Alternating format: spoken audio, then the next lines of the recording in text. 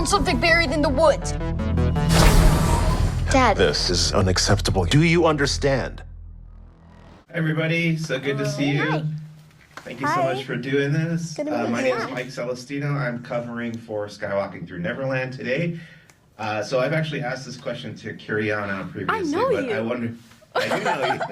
Oh my gosh. But I wonder if you could all talk about how it feels to have Hasbro action figures and Lego minifigures of your characters. It's crazy. I mean, I never imagined. I mean, I've always played with these toys, and now the fact that we actually have toys of our own about our characters is insane. And I don't even know what to say about it. Yeah, it's pretty surreal. I mean, the first time I actually saw like a prototype of Fern, I cried.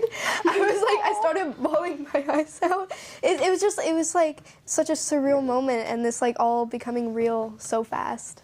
When I unboxed the Lego for the first time with the ship and all the little mini characters with Jod, I was so excited. And then when I was looking at the Lego handbook, I got to see like the little sparkle of the character being built, and I saw mine. I was like, oh my gosh! And I showed it to my whole family, and it was really exciting. Yeah, no, Lego along with Star Wars has been a huge part of my life too. My sister and dad love Legos and love building Legos, so you know I've grown up alongside both of them, and now combined with me in it, it's so crazy to witness. Yeah. Thank you so much. Of course. Trisha? Oh. What's happening? Oops. Oh no, you can't hear. You can't hear. What is that from? Trisha? Hello? Treasure. All right, Danny, we're going to move on. We're going to move on to George.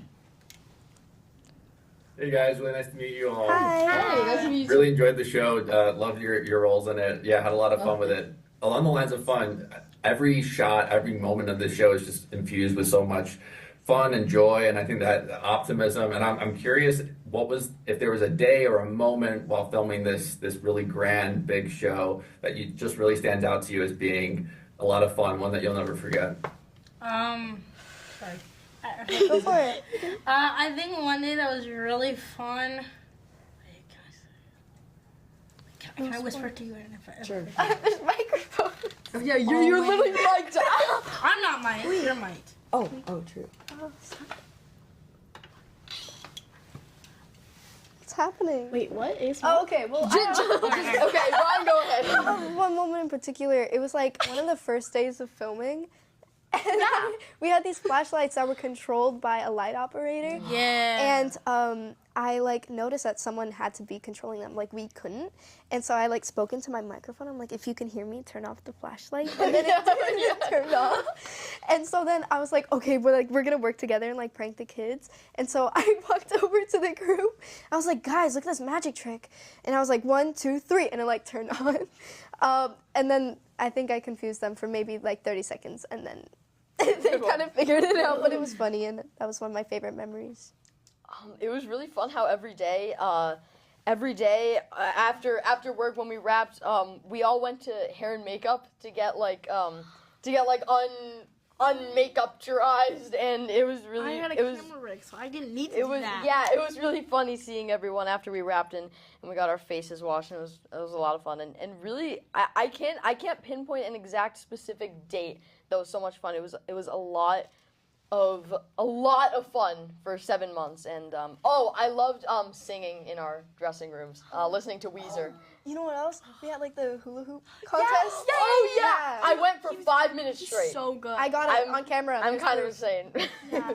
But I think also like another fun moment was like the stunt days where we were like strapped into the roof, and like I can't say too much because I don't want to spoil anything, but I think that was really fun. Yeah, definitely. All screaming together like way too much and things flying our direction. That was really fun and exciting. I think probably one of the funnest moments for me was probably just the stunt parts, and just flying the ship was really fun too. Just anytime we were in the cockpit, it would always be pretty fun. Yeah. Trisha? Hey, I have a question for Kyriana specifically because I know that you're a Star Wars fan already from the franchise. So I want to know what about your fandom you brought to playing the character of KB? Could you say that one more time? I'm so sorry. It's just like, what about the fandom did you bring into your performance of the character? Yeah, what about being a Star Wars fan did you bring to the character of KB? Like, what did inspire you, kind of? I think there was one character in The Empire Strikes Back. I can't remember what his name was, but he also has Augs like me. And so I took some inspiration from him.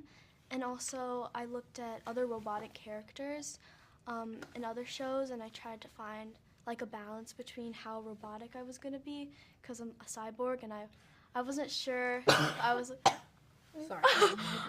I wasn't sure if I was going to be completely robotic or if I was going to be like a normal girl with maybe some like dryness or like straightforwardness.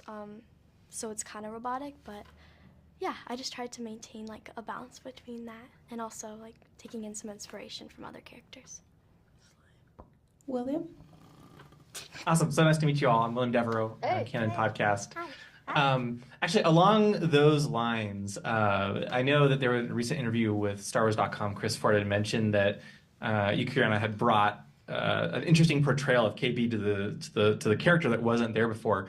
For all of you, I'm curious, was there anything you brought to your characters, anything else that you brought to your characters that maybe wasn't there originally that you're like, I really want to add this or You know what? or I shape the think character? one of my first fittings when I like tried on Fern's outfit for the first time, she reminded me a lot of Han Solo, and I was like, this is kind of cool. And so I tried to incorporate like little things or like some lines, and like I kind of watched like some of his performances, and I tried to like had my own twist on it, and Fern's twist. Yeah, so I liked finding things that felt familiar between me and my character Wim, and this is like a little bit unrelated, but I got to pick the color of my pajamas, which was really, it was between blue and purple, and I felt the purple color was way more Star Warsy, so that's just a fun little detail. And I had a lot of time incorporating some characteristics that I have into my performance that felt necessary and that felt truthful. Mace Windu reference? Sorry? Mace Windu reference? Purple? Like it? No. Oh, okay, no, I'm catching on. Okay. I think it's something that I really wanted to bring was, like, I've always kind of thought, like, if we made, like, I really wanted to make Neil very sweet and very kind to the people around him.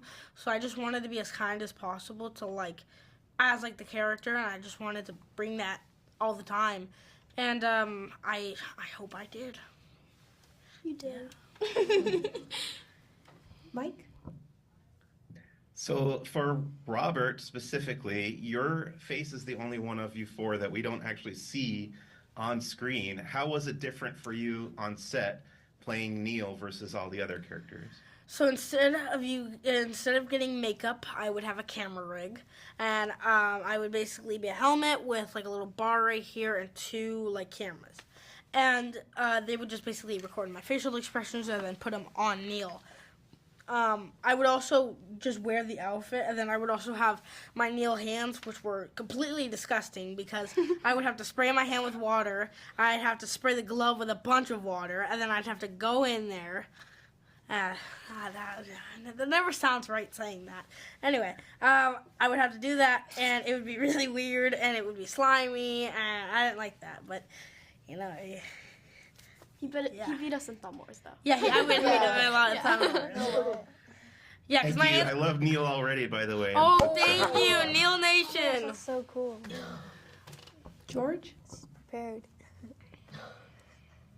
Yeah, so John Watson and Christopher Ford have talked about all the influences of the show, like Amblin classics like The Goonies and E.T. I'm curious what movies, if any, did you guys watch in preparation, either Star Wars movies or just other movies ahead of your roles in this show? Yeah, so altogether we actually watched E.T. and Goonies, and it was really fun because it was like a little bonding experience while simultaneously getting a feel for the nostalgic 80s E.T., Goonies, Amblin style.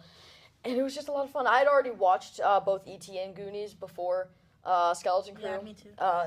And it's a really fun style, and we had a lot of fun incorporating that into the series. Yeah. I also watched like the Star Wars movies and Mandalorian, just the series, and just trying to get like that Star Wars magic feel to it. Yeah. And I also, Go for it. also like to get a little bit more preparation for my character. I watched the Ewok movies before. I forgot what they were called. Do you guys know what it is? What is it? Caravan of Courage and the Battle for Endor, I think, right? Oh, So smart. so I would watch those movies, and I would kind of like enjoy them, and I did enjoy them, and they kind of helped with my character more, and yeah, that would really kind of help out. I watched Stand By Me and, of course, the classic Star Wars franchises, which we were all very familiar with.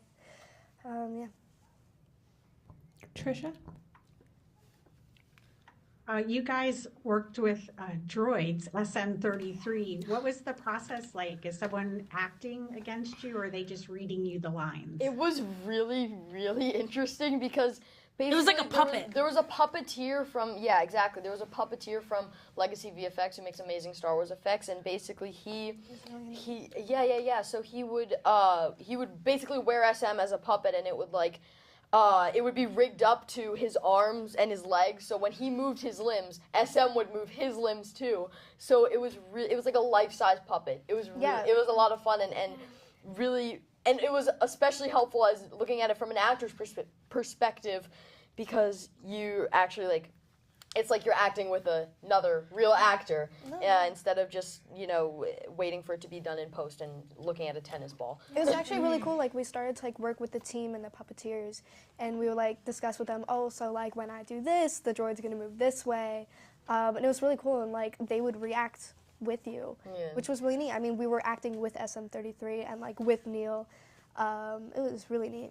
Yeah, and the guy who was puppeteering SM-33, he like memorized the lines. He had like his own like recreation of the voice. He had like a very mic deep. or something that would like make like him sound He weird. made his voice all deep, and it really helped like when we were acting with him. Yeah. I love SM-33. William? Unfortunately, he's not here with us. Yeah.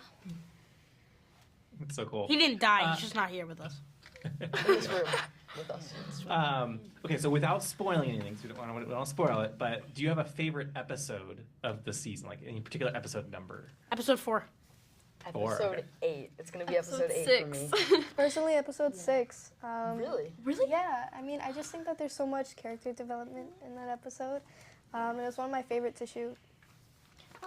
I think my reason for episode 4 is it's a little bit more centered around Neil. I don't want to go too much into it, but it goes more to Neil than all the other episodes. Yeah, I like episode 6 especially because Bryce Dallas Howard directed it, and she's such a great director. And I loved her episode. I'm also gonna say I love episode 6 though too. Equal balance. It's hard Where's my to choose. episode 4 love? It is hard to choose. Oh, episode 4 sorry. was fire. No, episode 4 was really good. Yeah, and the Daniels did it, so Yeah, I you know love it's gonna be good. Yeah.